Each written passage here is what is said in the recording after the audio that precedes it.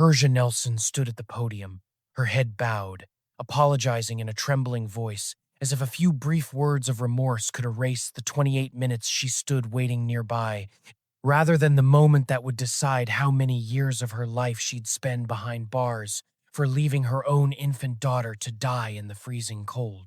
Nelson's side called it an accident that she'd wandered off in the dark, exhausted, and lost control because of the cold. Her defense attorney brought in a medical expert who testified that Nelson had suffered from cold stress during the 90-minute ordeal that night, suggesting she was no longer lucid enough to understand her own actions, and that what happened to baby Halo was nothing more than a tragic accident. At first, the defense's argument seemed reasonable. The jury considered it. But then the prosecution presented layer after layer of evidence, and everything changed. What you're about to see is the moment Persia Nelson realized that standing 28 minutes away from a child sinking into the water, then walking off to find a lit building to sleep in, could never be called losing control from the cold. It was what led a jury to conclude this was intentional murder.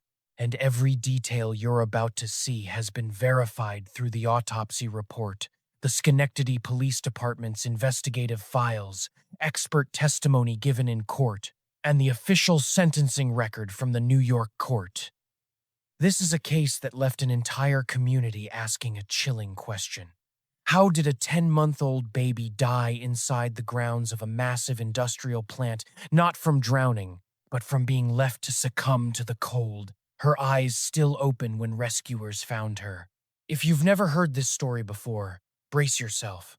Because what happened in Schenectady, New York, on the night of March 9th into the morning of the 10th of March 2024, will challenge everything you thought you knew about the line between an accident and a deliberate act of abandonment.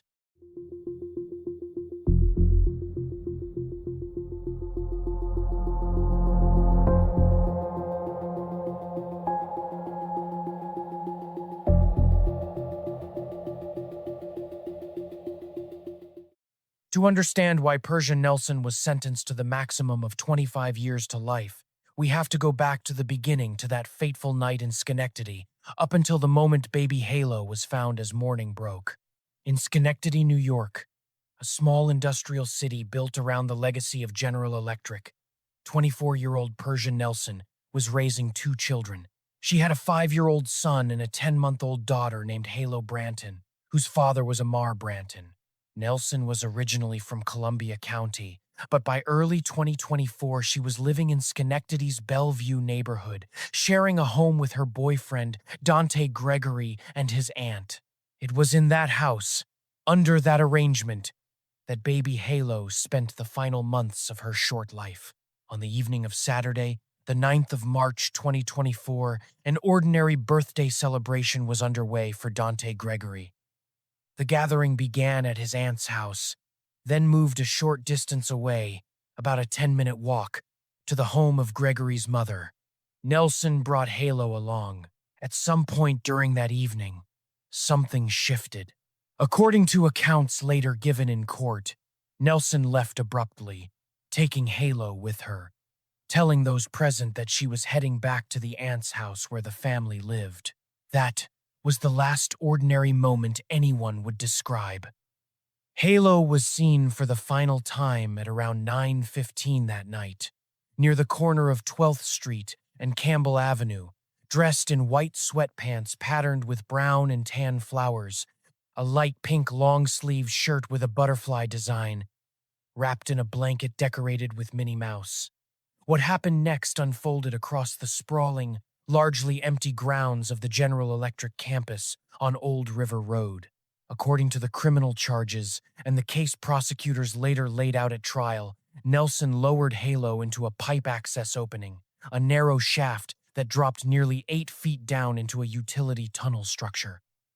At the bottom was standing water, deep enough to reach the infant's chest, rising close to her head but not covering her face.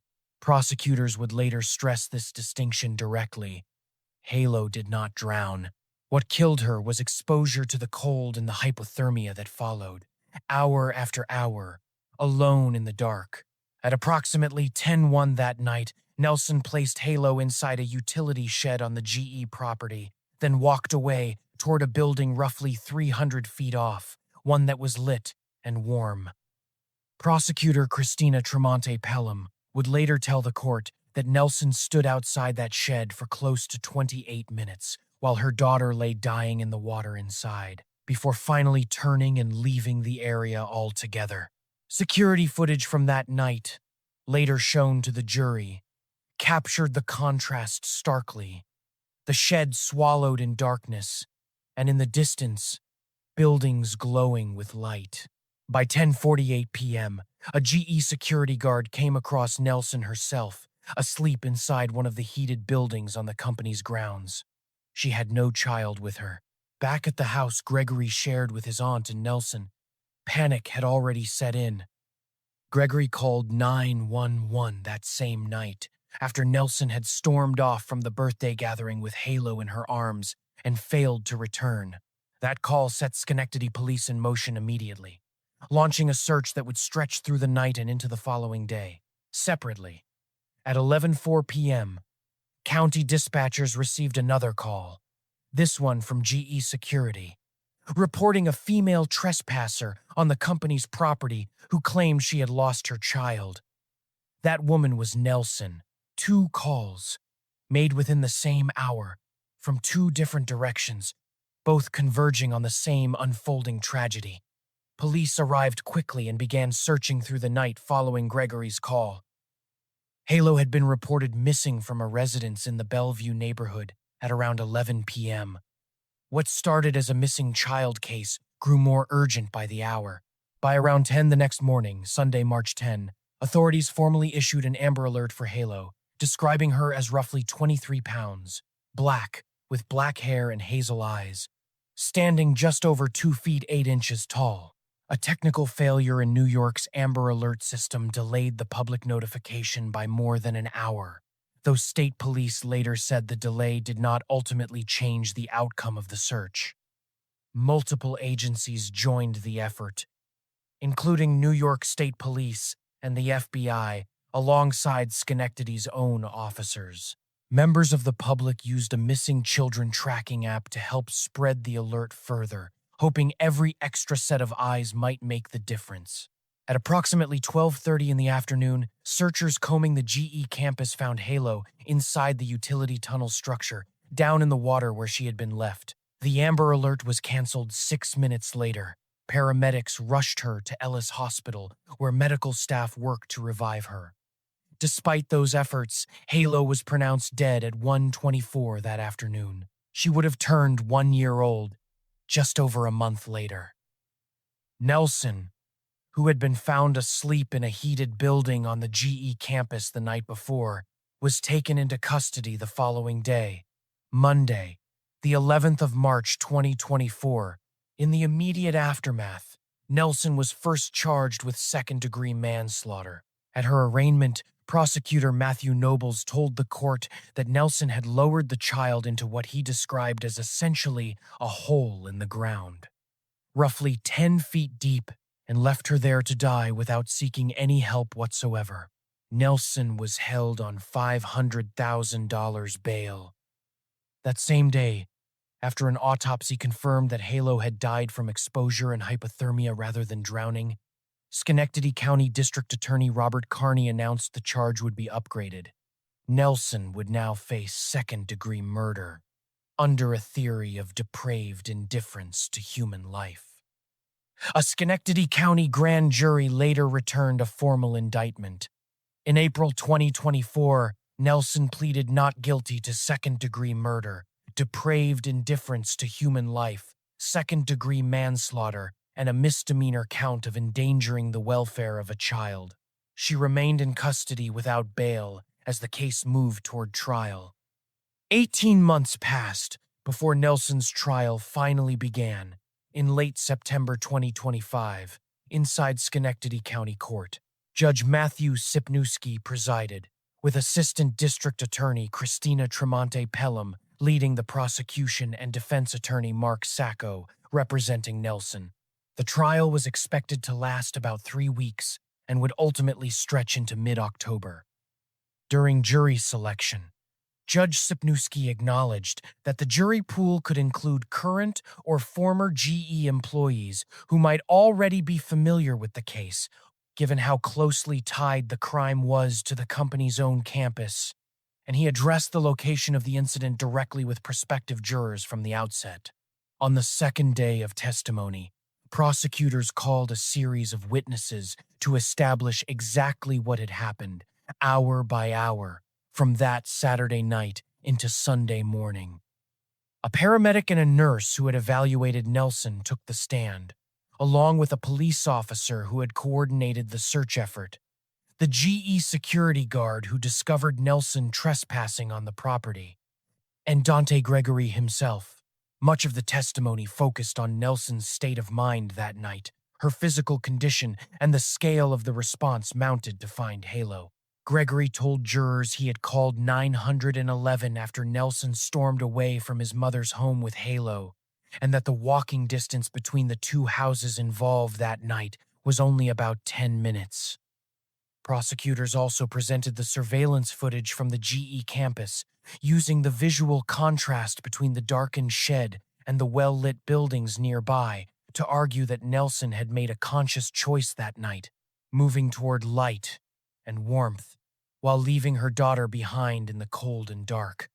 On the 16th of October 2025, after a little more than 4 hours of deliberation, the jury returned its verdict. Persia Nelson was found guilty of second-degree murder, along with related counts of manslaughter and endangering the welfare of a child. Sentencing was held on Monday, the 2nd of February 2026, back in Schenectady County Court before Judge Sipniewski. Prosecutor Christina Tremonte Pelham told the court that Nelson had a choice that night, one final opportunity to save her daughter, and that she chose not to take it. She said Nelson had chosen death for her daughter and light for herself.